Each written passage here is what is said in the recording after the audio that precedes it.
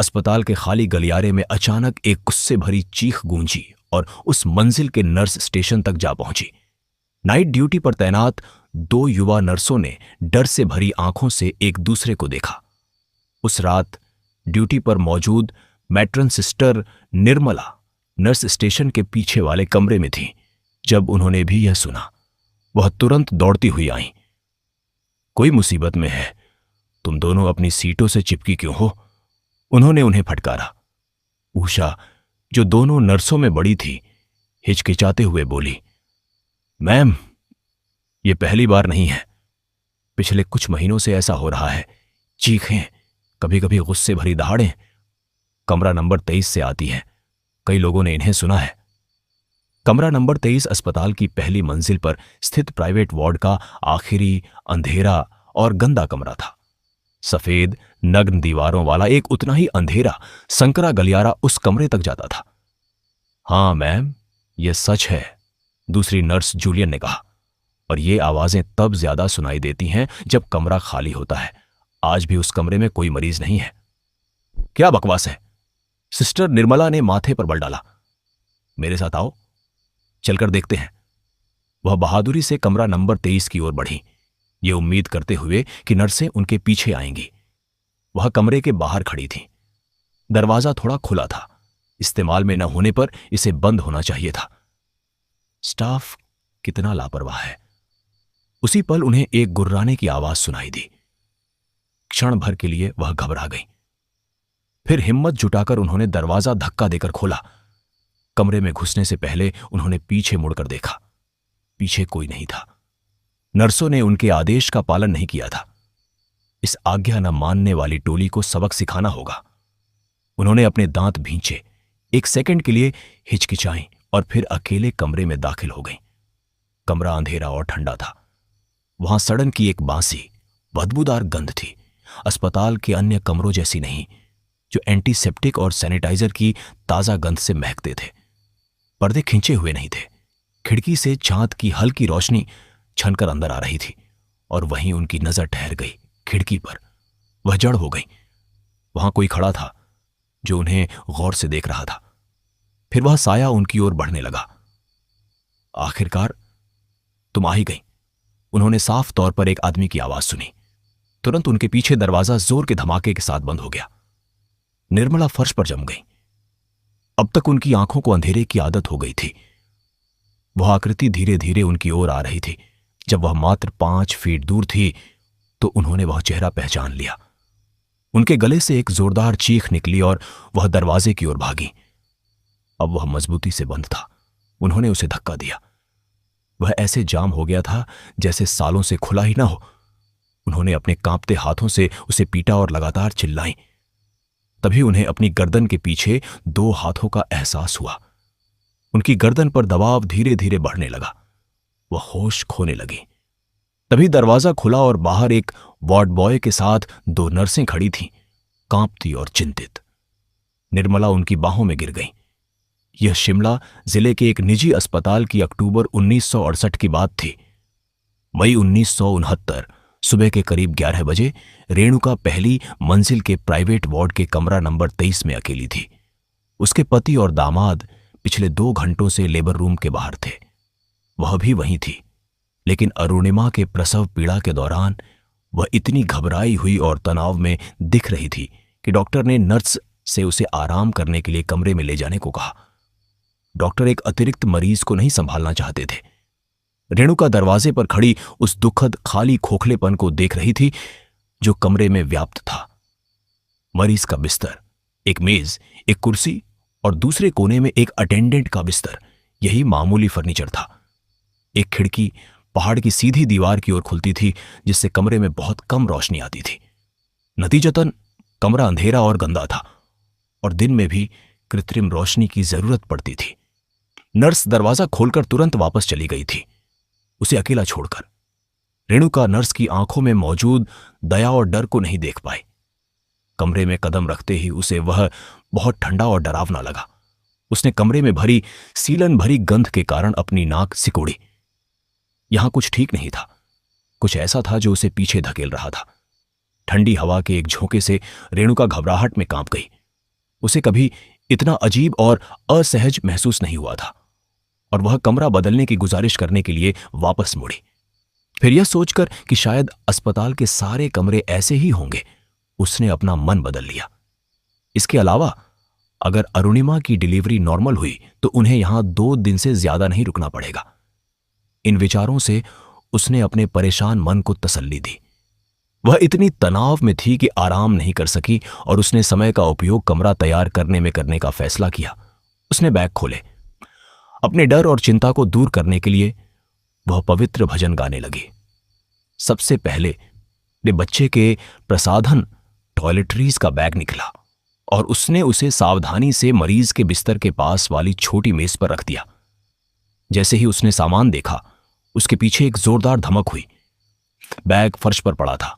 उसमें से निकलता तरल पदार्थ फर्श पर एक बड़ा दाग बनाने लगा था। वह जानती थी कि लोशन की कांच की बोतल टूट गई है। वह उस गंदगी को देखती रही। यह समझ नहीं पा रही थी कि बैग गिर कैसे गया, जबकि उसने उसे इतनी सावधानी से रखा था। वह दाग साफ करने के लिए पेपर टॉवल लेने बाथरूम की ओर भागी। बाथरूम अंधेरा और बर्फ जैसा ठंडा था।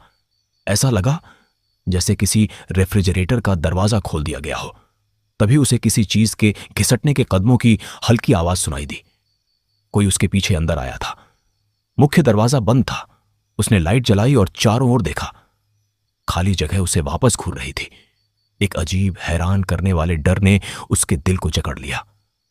वह कांपी और जल्दी से टॉवल लेकर कमरे में वापस आ गई। रेणुका भजन गाते हुए बाकी सामान अलमारी में जमाने लगी। कमरे में चलते हुए उसे लगातार किसी की मौजूदगी का एहसास हो रहा था। एक हल्की सरसराहट, एक साया। कमरे में कुछ दिखाई नहीं दे रहा था, लेकिन निश्चित रूप से वहां कुछ था। उसे बहुत तीव्र पूर्वाभास हो रहा था। आधे घंटे बाद उसके पति उसके पोते के जन्म की खबर लाए। उसने राहत की सांस ली। मां और बच्चा दोनों ठीक थे। सारी चिंता तुरंत भूल गई और पति के साथ होने से वह रहस्यमयी डर दिमाग के पिछले हिस्से में चला गया। शाम को मां और बच्चे को कमरे में शिफ्ट कर दिया गया। रेणुका इतनी व्यस्त हो गई कि उसे सुबह महसूस हुई उस अजीब मौजूदगी की याद भी नहीं रही। शाम के करीब 7 बजे पुरुष घर के लिए निकल गए। रात 9 बजे एक नर्स अरुणिमा को बच्चे को दूध पिलाने में मदद करने आई। रेणुका को उसका व्यवहार अजीब लगा, क्योंकि वह बार बार पूरे कमरे में आंखें घुमा रही थी। वह साफ तौर पर बहुत असहज थी। नर्स के जाने के बाद रेणुका ने कहा, आज रात मैं बच्चे के पालने को अपने बिस्तर के पास रखूंगी और उसकी देखभाल करूंगी। तुम्हें आराम की जरूरत है। अरुणिमा ने हामी भरी और थककर कुछ ही मिनटों में सो गई। रात के करीब 12 बजे थे। किसी चीज ने रेणुका को जगा दिया। वह पसीने से तरबतर थी और सांस लेने के लिए संघर्ष कर रही थी। उसने अपना सिर उठाया। कमरे का सफेद दरवाजा बिल्कुल उसके सामने था। उसने सपने में भी यही दरवाजा देखा था। उसने सपने में पीतल के सुनहरे हैंडल को घूमते और दरवाजे को खुलते देखा था। उसने खुद को शांत करने के लिए गहरी सांसें लीं। वह कौन आदमी था जिसके शरीर से खून बह रहा था? उसने उसे इतनी स्पष्टता से इस कमरे में घुसते देखा था। वह सपना नहीं लग रहा था, बिल्कुल हकीकत लग रहा था। उसे याद था कि वह आदमी खून की प्यासी आंखों से उसे घूर रहा था।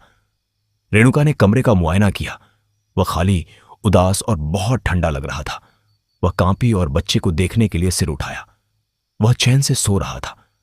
अरुणिमा भी गहरी नींद में थी। उसने आंखें बंद की और सोने की कोशिश की। 10 मिनट बाद उसने अरुणिमा को कराहते सुना और उसकी आंखें खुल गईं।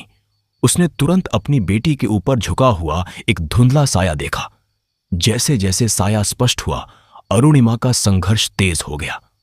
रेणुका का दिल धड़कना भूल गया। वह साया किसका था? उसने बिस्तर से उतरने की कोशिश की, लेकिन उसे लगा जैसे वह उससे बंधी हुई है। अरुणिमा अब जोर जोर से मंत्र पढ़ रही थी। 2 सायेदार हाथ उसकी गर्दन से मात्र कुछ इंच ऊपर थे, जो धीरे धीरे नीचे दब रहे थे। उसका दम घुट रहा था। अरुणिमा के मुंह से राम राम निकलने लगा। रेणुका एक कोशिश के साथ बैठ गई। तभी साया सीधा खड़ा होने लगा। वह कहां है? एक भारी मर्दानी आवाज कमरे में गूंजी। रेणुका ने देखा कि वह साया अपना सिर उसकी ओर घुमा रहा है। वह सीधे उसे घूर रहा था और इस बार यह कोई सपना नहीं था। साया सीधा हुआ और उसकी ओर बढ़ने लगा। बच्चे का पालना रेणुका और उस साये के बीच में था। बच्चा खतरे में था। रेणुका ने पूरी ताकत जुटाई और बिस्तर से कूद पड़ी। उसने पालने से बच्चे को झपटा ही था कि पालना खतरनाक तरीके से हिल उठा। वह पीछे हट गई। बिजली का बल्ब पूरी फिटिंग के साथ बच्चे के तकिए पर आ गिरा। रेणुका खौफ से देखती रह गई। अरुणिमा अब बैठने की कोशिश कर रही थी। मम्मी, क्या हो रहा है? मैं बहुत डरी हुई हूं। यहां कोई है? उसने मेरा गला घोंटने की कोशिश की। वह बुरी तरह रो रही थी। और फिर उसने अपनी मां के पास वह भूतिया साया देखा और चीख पड़ी। उसकी मां बच्चे को गोद में लिए बुरी तरह कांप रही थी और मंत्र पढ़ रही थी। तभी उन दोनों ने एक स्पष्ट गुर्राहट सुनी, जैसे सूखी पत्तियों के बीच से हवा गुजरती हो। जाओ! रेणुका अरुणिमा की ओर झपटी। अरुणिमा, उठो, जल्दी उठो! वह उसे बिस्तर से खींचकर बाहर ले आई। एक हाथ में बच्चे को और दूसरे से बेटी को सहारा देते हुए वह दरवाजे की ओर भागी। रेणुका ने हैंडल घुमाया और धक्का दिया, लेकिन दरवाजा हिला तक नहीं। दिन में यह कई बार खुला था, लेकिन अब ऐसे जाम था जैसे कभी खुलेगा ही नहीं। उसने पीछे मुड़कर देखा। एक धुंधला साया ठीक पीछे खड़ा था। तभी उसे अपने बाएं गाल पर एक जोरदार प्रहार महसूस हुआ। उसकी रूह कांप गई।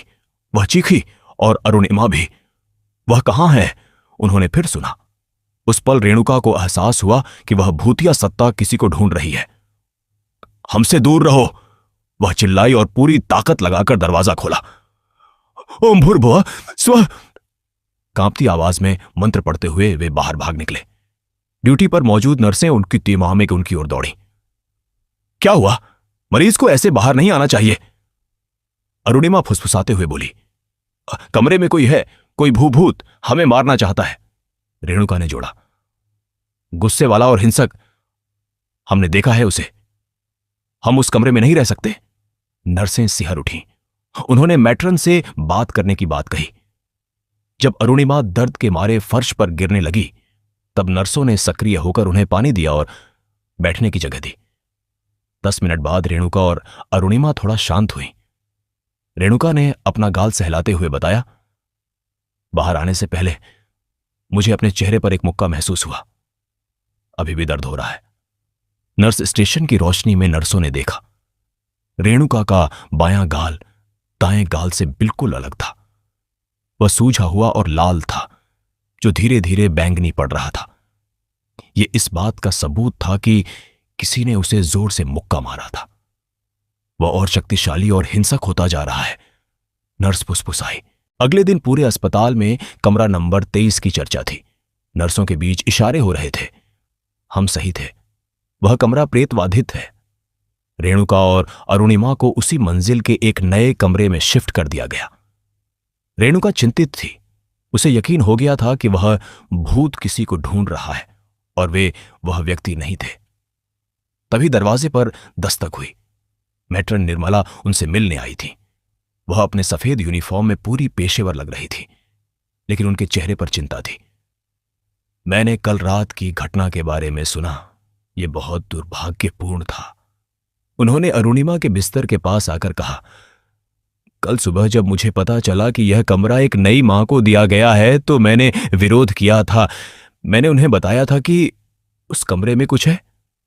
अरुणिमा ने गुस्से में पूछा, आपको भूत के बारे में पता था, फिर आपने कदम क्यों नहीं उठाया?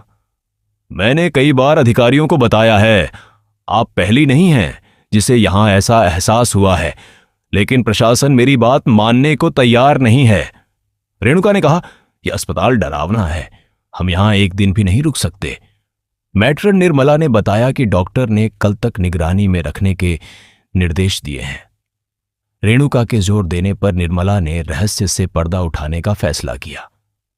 मैं आपसे कुछ साझा करना चाहती हूं, लेकिन यह इस कमरे के बाहर नहीं जाना चाहिए।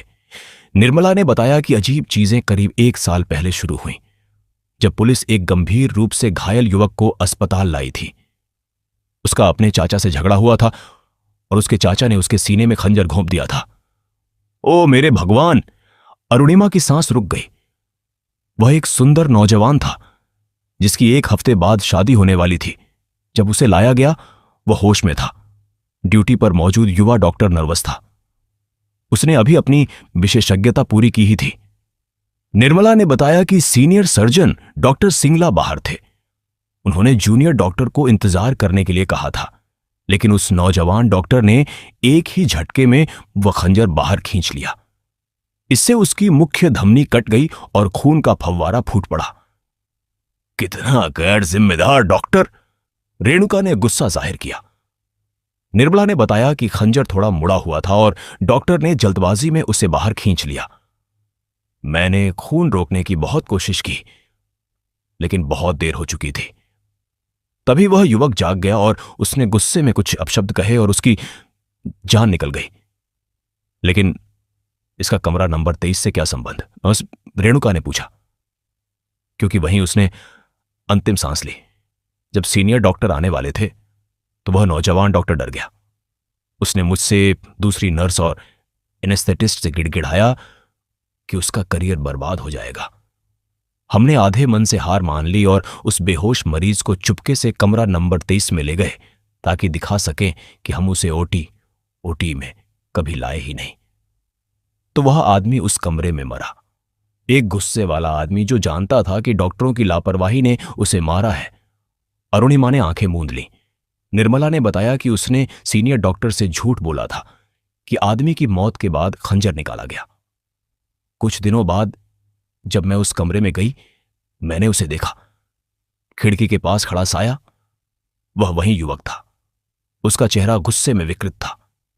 निर्मला ने बताया कि जब भी वह उस कमरे में गई, उसे डराया गया। एक बार एक मरीज की वहां रहस्यमयी तरीके से मौत हो गई और उसकी आंखें फटी रह गईं, जैसे वह डर के मारे मर गया हो। वह डॉक्टर 15 दिन में नौकरी छोड़ गया। दूसरी नर्स बीमार होकर कभी वापस नहीं आई। अब बस मैं बची हूं। तभी अरुणिमा को याद आया, मम्मी, मेरी सोने की चेन और चूड़ियां लेबर रूम में नर्स ने उतरवा ली थी। रेणुका घबरा गई। ओह, वे तो उसी कमरे की अलमारी में गुलाबी रुमाल में लिपटी रह गईं। मैट्रन निर्मला ने कहा कि वह उन्हें ले आएंगी। निर्मला ने सोचा कि दिन का समय है, वह जल्दी से जाकर सामान ले आएगी। वह कमरा नंबर 23 के सामने रुकी। दरवाजा आसानी से खुल गया। जैसे ही वह कमरे के बीच में पहुंची, पीछे से दरवाजा जोर से बंद हो गया। बाहर से नर्सों ने उसे खोलने की कोशिश की, लेकिन वह जाम था। कमरे के अंदर से एक अलौकिक हंसी गूंजी। निर्मला ने अपने पीछे वही गोखे की वही गुर्राती आवाज सुनी, तो तुम आ ही गई। मैं बड़ी बेसब्री से तुम्हारे अकेले आने का इंतजार कर रहा था। वह साया उसकी ओर बढ़ने लगा। निर्मला दरवाजे और भूत के बीच फंस गई थी। उसके सीने में तेज दर्द उठा।